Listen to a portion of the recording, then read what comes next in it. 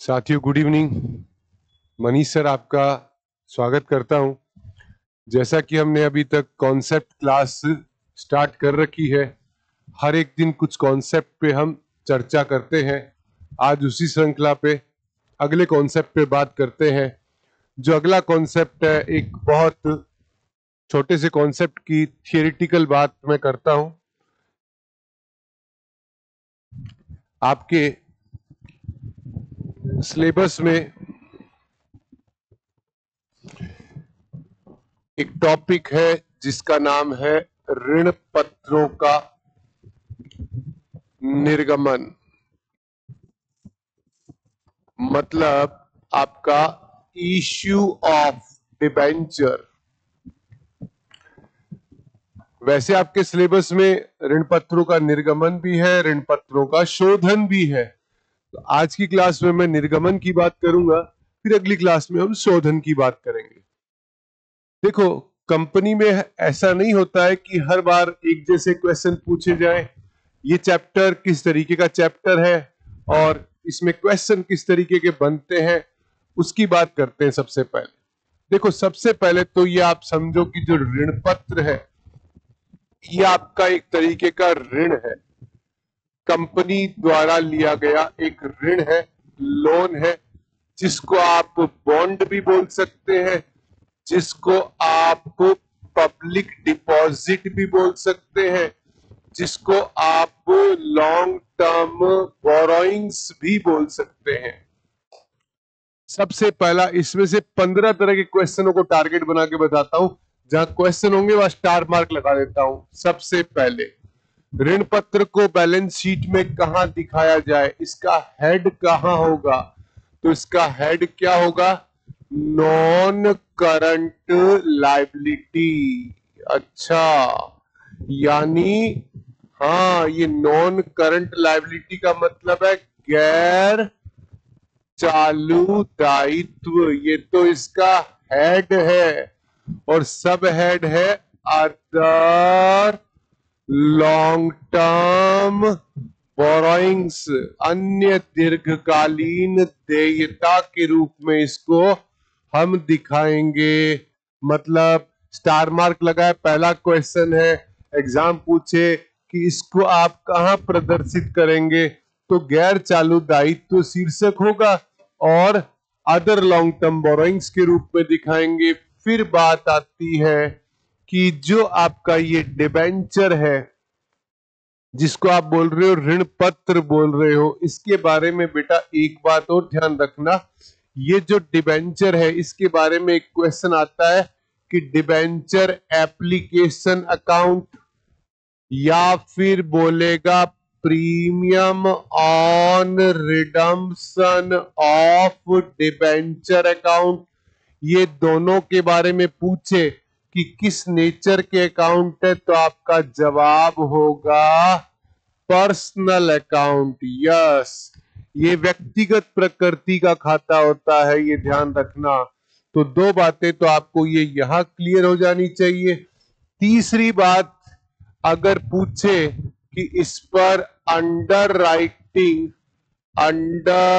Writing commission के बारे में रूल क्या है, तो कंपनी एक्ट 2013 की जो मैक्सिमम रेट है, हाँ मैक्सिमम रेट है, वो 2.5% ऑफ इश्यू प्राइस है। पर बेटा ध्यान रखना, ये मैक्सिमम प्राइस है। अगर आप मिनिमम आर्टिकल्स में रेट बनाना चाहते हैं तो आप उसके लिए फ्री है। मतलब जो मिनिमम रेट और ये rate, which ever is lower, उसका आपको कमीशन का पेमेंट करना होता है। चौथा क्वेश्चन जो दिखाई देता है वो ये है कि बेटा जो ये डिबेंचर है ना, ये कभी भी फॉरफिट नहीं हो सकता। अगर ड्यू टू नॉन पेमेंट आप शेयर्स का फॉरफीचर कर सकते हैं। अगर कोई याचना का भुगतान ना करे तो आप अंश का हरण कर सकते हैं, पर आप ऋण पत्र का हरण कभी नहीं कर सकते। ये अगली बात है जिसको आप ध्यान रखना। फिर उसके बाद अगली बात ये आती है कि देखो, जो डिबेंचर के बारे में मैक्सिमम क्वेश्चन बनाए जाते हैं वो थोड़ा ट्रिकी क्वेश्चन टाइप होते हैं। एक क्वेश्चन आता है इंटरेस्ट ऑन डिबेंचर के लिए, तो इसके बारे में सुन लेना। पहली बात तो ये मिलता है फिक्स रेट से, जैसे 12% डिबेंचर, ये इसके आगे रेट प्रिंट होती है, इसको कूपन रेट बोलते हैं, है ना। ये इंटरेस्ट जो है ये चार्ज अगेंस्ट प्रॉफिट है। इसका मतलब चाहे प्रॉफिट हो चाहे लॉस हो, आपको इंटरेस्ट देना पड़ेगा, मैंडेटरी है, ये ध्यान रखना। अच्छा सर, और सर क्या है? देखो बेटा, डिबेंचर इंटरेस्ट जो होता है वो हमेशा पेडअप अमाउंट पर ही दिया जाता है। अगर पेडअप है तो पहली प्रायोरिटी है, अदरवाइज हम आंसर टिक लगाते हैं फेस वैल्यू, ये ध्यान रखना। अगला क्वेश्चन यहाँ छिपा होता है, कहाँ कहाँ क्वेश्चन छिपे हुए हैं? हेड कौन सा, सब हेड कौन सा, ये किस नेचर का अकाउंट है, और अंडरराइटिंग कमीशन की मैक्सिमम रेट इस पर क्या है। डिबेंचर का 4 फीचर आप नहीं कर सकते। Interest on debenture fix rate से मिलता है, चार्ज अगेंस्ट प्रॉफिट होता है, चाहे प्रॉफिट हो चाहे लॉस हो देना पड़ेगा, पेड अप अमाउंट पर पे करते हैं, और अगर ये ऑप्शन में नहीं है तो फेस वैल्यू पर देंगे। फिर ये याद रखना, डिबेंचर के बारे में इसका हमेशा फ्लोटिंग चार्ज होता है, यानी इसका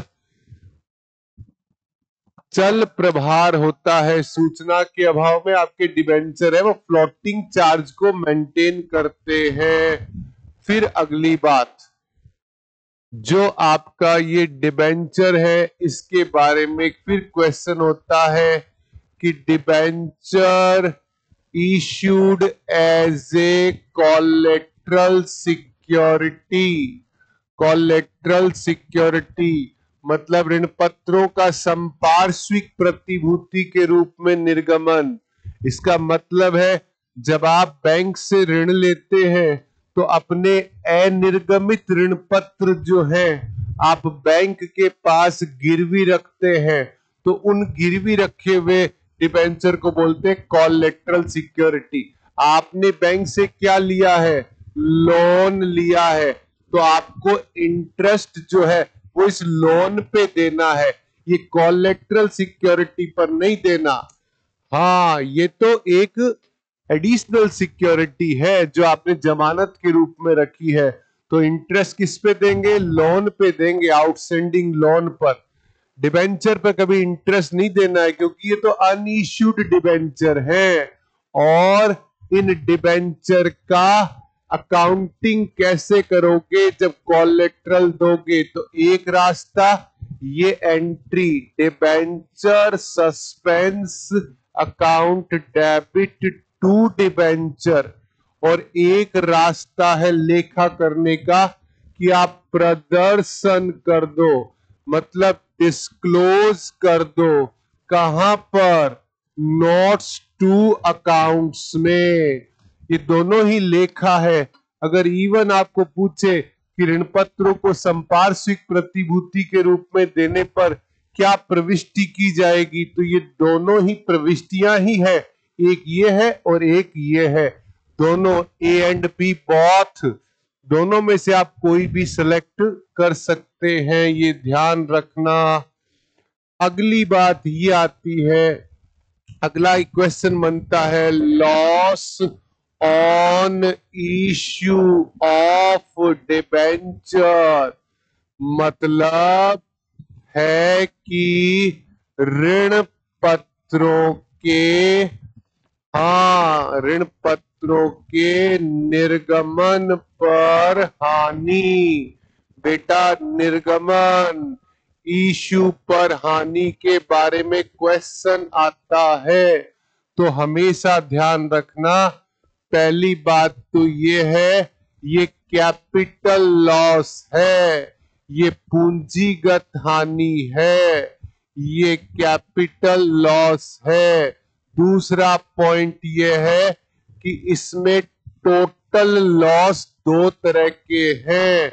एक तो इश्यू किस पर, इश्यू किस पर, डिस्काउंट पर, और एक प्रीमियम ऑन रिडम्पशन। बेटा जब हम ऋण पत्रों का निर्गमन बट्टे पर करते हैं तो वो तो हानि है ही है, लेकिन अगर कोई कंपनी अपने ऋण पत्रों का शोधन प्रीमियम पर करती है, 10 साल बाद प्रीमियम पर शोधन करेगी, तो रूढ़िवादिता कहती है कि भविष्य की संभावित हानियों का लेखा वर्तमान में करो।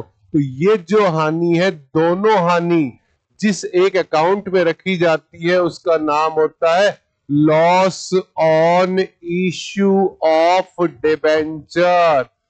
फिर एक क्वेश्चन किस तरह की हानि है, पूंजीगत। दूसरी तरह का क्वेश्चन, इसमें टोटल कितने तरह की हानि हो सकती है, 2 तरह की। फिर तीसरा क्वेश्चन है कि इसको डिस्क्लोज कहां करें।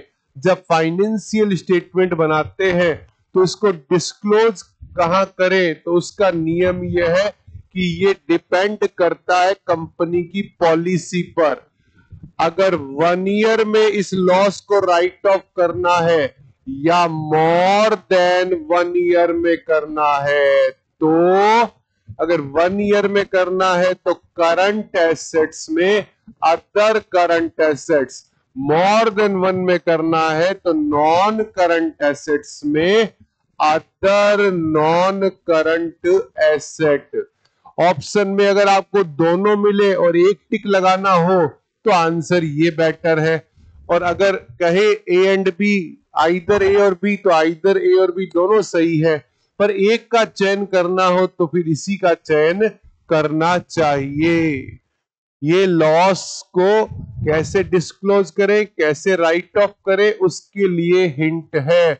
कभी कभी आ जाता है कि इस लॉस को रिटर्न ऑफ कैसे करें, उसके लिए आप मेथड बताओ। तो मेथड को मैं सिंप्लीफाई कर दूं, 2 मेथड होते हैं, स्ट्रेट लाइन मेथड और दूसरा मेथड है, याद करो, डेप्रिसिएशन का, सम ऑफ ईयर्स डिजिट मेथड। हाँ सर, कैसे पता चलेगा कि कौन सा मेथड है, उसका हिंट दे रहा हूं आपको, सीख लो। अगर कभी बोला जाता है कि एक कंपनी डिबेंचर इश्यू कर रही है और redemption after 5 year, after 10 year, lump sum एक साथ करेंगे, तो SLM है। इसका मतलब loss divided by number of years. After 5 year करेंगे तो 5 से डिवाइड करो, आफ्टर 10 ईयर करेंगे तो 10 से डिवाइड करो। लेकिन अगर सम ऑफ ईयर है, जैसे 1 लाख रुपए के डिबेंचर है और वो बोलता है एनुअली करेंगे 20,000, वार्षिक हम इतनी राशि से शोधन करेंगे, इसका मतलब अगर 20,000 रुपए वार्षिक से कर रहे हो और 1 लाख का अमाउंट है, इसका मतलब 5 किस्तों में करोगे, तो सम ऑफ ईयर डिजिट, वर्षों के अंकों की योग विधि 5, 4, 3, 2, 1, वही विधि काम में लेना। आपका लॉस कैसे राइटिंग ऑफ होगा, वो सारा अमाउंट आपका कैलकुलेट होकर आ जाएगा। तो डिबेंचर के चैप्टर में सबसे इंपॉर्टेंट बात ये होती है कि आप कैसे करना चाह रहे हैं, उससे पहले इन कीवर्ड्स को ध्यान में रखना, क्योंकि कहीं ना कहीं इन कीवर्ड से ही क्वेश्चन बनाया जाता है। और ये याद रखना, जो डिबेंचर होते हैं, जिससे आपके डिबेंचर होल्डर बनते हैं, ये होल्डर कंपनी के ऑनर नहीं होते, ये कंपनी के क्रेडिटर होते हैं, लेनदार होते हैं। इनके पास कभी भी वोटिंग राइट, मत देने का अधिकार नहीं होता। ये बात ध्यान में रखना। कभी भी ट्रू फॉल्स का कोई क्वेश्चन आए तो उसमें आपकी गलती ना हो, ठीक है। फिर जब हम अगली क्लास पे बात करेंगे तो हमारा होगा रिडम्पशन ऑफ डिबेंचर, ऋण पत्रों का शोधन, ताकि सबके छोटे छोटे बेसिक्स हम सीख जाएं और हमारे काम को कंप्लीट कर सकें। ठीक है बेटा, अभी के लिए इतना ही। Thank you so much.